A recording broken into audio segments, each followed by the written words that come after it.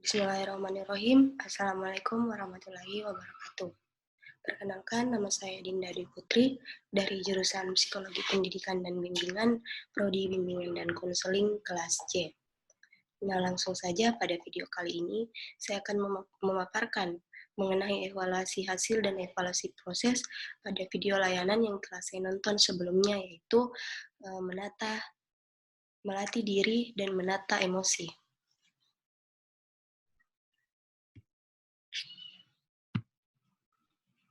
Nah, di sini ada instrumen evaluasi. Evaluasi proses. Adapun indikator keberhasilan pada video layanan tersebut, yang pertama yaitu peserta didik atau konseli terlibat secara aktif dalam kegiatan. Yang kedua ada peserta didik atau konseli memiliki antusias yang tinggi dalam layanan bimbingan klasikal. Dan yang ketiga yaitu konselor atau guru BK melaksanakan layanan sesuai dengan prosedur pemberian layanan yang berlaku. Di sini ada evaluasi proses bimbingan klasikal. Adapun petunjuknya yaitu guru BK memberikan skor penilaian aspek yang diobservasi pada masing-masing siswa dengan kolom yang telah disediakan dengan kriteria berikut. Yang pertama, skor 5 jika hal ini dilakukan, siswa dengan sangat baik. Skor 4 menunjukkan jika hal ini dilakukan, siswa dengan baik. Skor 3, jika hal ini dilakukan, siswa melakukan dengan cukup baik. Dan skor 2, jika hal ini dilakukan, siswa melakukan dengan kurang baik. Skor 1, jika hal ini dilakukan, siswa dengan sangat melakukan kurang baik. Nah, adapun instrumen dari evaluasi proses, yaitu aspek yang diobservasi. Yang pertama, keaktifan siswa mengikuti layanan bimbingan klasikal, teknik rambu-rambu lalu lintas. Yang kedua, antusias siswa dalam setiap kegiatan bimbingan klasikal, teknik rambu-rambu lalu lintas. Yang ketiga, perhatian siswa saat guru menjelaskan langkah-langkah pelaksanaan teknik rambu-rambu lalu lintas. Yang keempat, ada keberanian siswa bertanya ketika ada hal yang kurang dimengerti. Yang kelima, ada kesesuaian dialog pemeran dengan alur skenario. Yang keenam, ada partisipasi siswa berpendapat mengenai topik yang sedang diperagakan. Yang ketujuh, ada komunikasi siswa dalam kelompok bersama siswa yang lain. Yang kedelapan, ada keaktifan siswa dalam memberikan kesimpulan. Nah, adapun penentuan skor dari instrumen tersebut yaitu keterangan jika siswa tersebut mencapai nilai 74 sampai 100, berarti kategori siswa tersebut sangat aktif. Jika siswa mencapai nilai 68 sampai 73, siswa mencapai aktif. Begitupun selanjutnya. Selanjutnya ada evaluasi hasil. Nah, adapun indikator keberhasilan, ada yang pertama itu komponen pemahaman diri dan sikap dan perilaku. Indikator keberhasilannya yang pertama, peserta didik atau konseli memiliki pengetahuan dan pemahaman diri sesuai dengan layanan yang diberikan.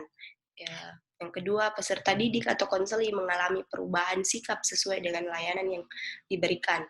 Yang ketiga, peserta didik atau konseli dapat melakukan perubahan perilaku sesuai layanan yang diberikan.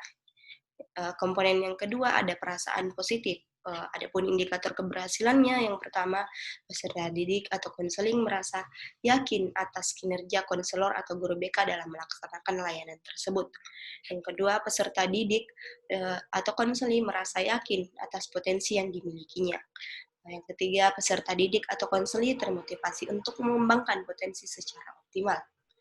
Komponen yang ketiga ada rencana kegiatan yang akan dilaksanakan.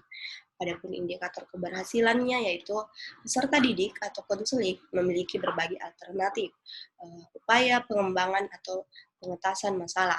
Yang kedua, peserta didik atau konseli memutuskan upaya pengembangan atau pengetasan masalah yang akan dilakukan. Yang ketiga, ada peserta didik atau konseli memiliki rencana kegiatan yang akan dilakukan sebagai upaya pengembangan pengetasan masalah.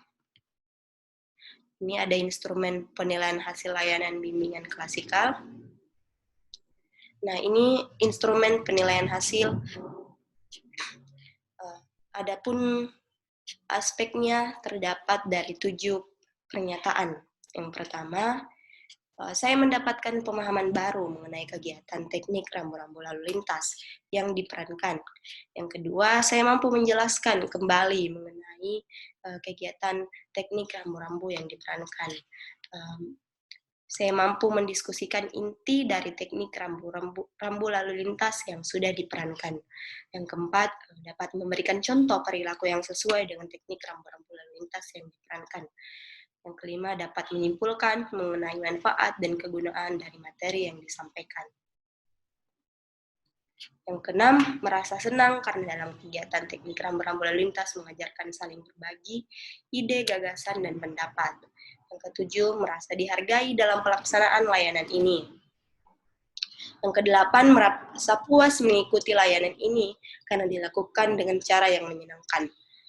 Yang kesembilan, senang karena merasa materi yang disampaikan bermanfaat bagi kehidupanku saat ini dan yang akan datang. 10, merasa lega karena merasa terbantu akan layanan ini. 11, akan menerapkan pengetahuan yang saya dapat dari layanan ini sebagai dasar untuk bertindak dan berperilaku. Yang ke-12, akan melaksanakan hal-hal positif terkait kegiatan teknik rambu-rambu lalu lintas yang diperankan dalam kehidupan sehari-hari. Yang ke-13, mengembangkan potensi yang saya miliki setelah mengikuti kegiatan ini. Ke-14, menentukan keputusan terbaik terhadap suatu sikap setelah mengikuti layanan ini. Nah, instrumen hasil ini dibagikan kepada siswa, sehingga siswa mengisi instrumen hasil tersebut dan didapatkan skor jika siswa tersebut mengisi keterangan mencapai 74-100. Kesimpulannya berarti siswa sangat aktif mengikuti video layanan tersebut. Nah, itulah tadi sedikit pemaparan evaluasi hasil dan evaluasi proses dari saya. Sekian dan terima kasih.